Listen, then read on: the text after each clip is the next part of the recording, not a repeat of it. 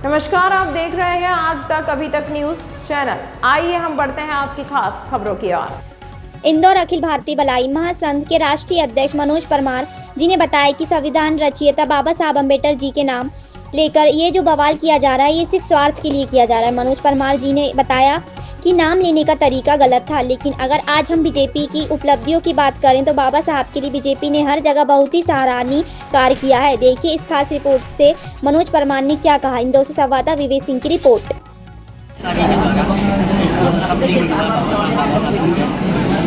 कितना सही है, कितना ये सब उतना ही सही है जिस प्रकार से महर्षि वाल्मीकि जी ने मरा मरा मरा मरा बोल के उल्टा नाम जपा जग जाना वाल्मीकि तो ब्रह्म समाना। श्रद्धा और आस्था से जिस प्रकार महापुरुषों को बोला जाता है उसी प्रकार से माननीय गृह मंत्री का बयान था। साथ ही माननीय गृह मंत्री ने भारतीय जनता पार्टी की वे उपलब्धियाँ जो अनुसूचित जाति वर्ग के लिए की गई है, जो बाबा साहब अम्बेडकर के श्रद्धा में जो पंच तीर्थ बनाए गए उनका उल्लेख किया गया।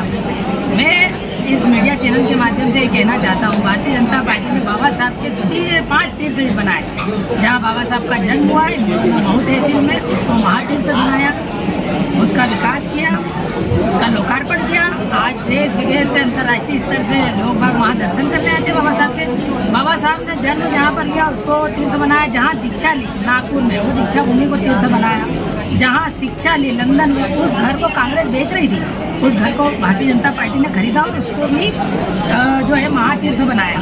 जहाँ पर बाबा साहब ने संविधान लिखा 26 अलीपुर रोड में, जहाँ पर बाबा साहब ने अपनी अंतिम सांसें ली उसको महातीर्थ बनाया भारतीय जनता पार्टी ने। जहाँ पर बाबा साहब का अंतिम संस्कार हुआ दादर चैत्य भूमि पे, वो उसको महातीर्थ भारतीय जनता पार्टी ने बनाया। बाबा साहब की चिंता फिक्र और उनके प्रति श्रद्धा और समर्पण जो भारतीय जनता पार्टी में वो किसी पार्टी में नहीं है। अभी तक आज़ादी के बाद से बाबा साहब के अंतिम सांस के बाद, मतलब 1956 में बाबा साहब का देहांत हुआ था। आप एक बात बताओ, 1956 से लेकर 1991 तक कांग्रेस की सरकार थी, क्या करती रही? 1991 में जब विश्वनाथ प्रताप सिंह की सरकार बनी, माननीय अटल बिहारी वाजपेयी जी के समर्थन से बनी, तब उन्हें भारत रत्न दिया गया।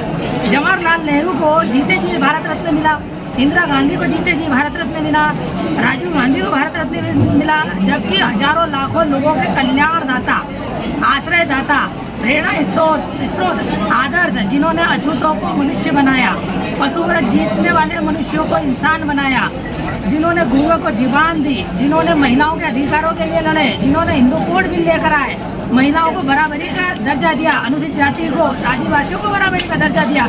ऐसे महापुरुष को भारत रत्न देने में कांग्रेस को ऐसी क्या हिचकिचाहट थी कि 50 साल लग गए, 44 साल लग गए। तो कांग्रेस ने अनुसूचित जाति का, जनजाति का और दुरुपयोग किया है, उनके वोटों का दुरुपयोग किया, उनके विचारों का, बाबा साहब के विचारों का दुरुपयोग किया है।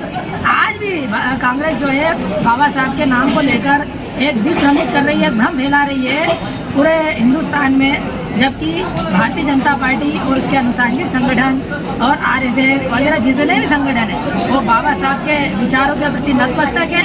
बाबा साहब के चरण चिन्हों पर चलते हुए, पद चिन्हों पर चलते हुए अनुसूचित जाति का कल्याण करना चाहते हैं, जनजाति का कल्याण चाहते हैं। इस मीडिया चैनल के माध्यम से मैं आपको बता देना चाहता हूँ कि समस्त भारत देश के देशवासियों और हमारे अनुसूचित जाति जनजाति वर्ग के लोग कांग्रेस के किसी प्रकार के भ्रमिक वक्तव्य में ना आए, क्योंकि ये वो लोग हैं जिन्होंने देश को हमेशा तोड़ा है, जोड़ा नहीं है। जोड़ने वाले बाबा साहब अम्बेडकर थे और तोड़ने वाले जोगेंद्रनाथ मंडल थे, जो विभाजित पाकिस्तान में चले गए। पाकिस्तान का विभाजन मोहम्मद अली जिन्ना और जवाहरलाल नेहरू की देन है।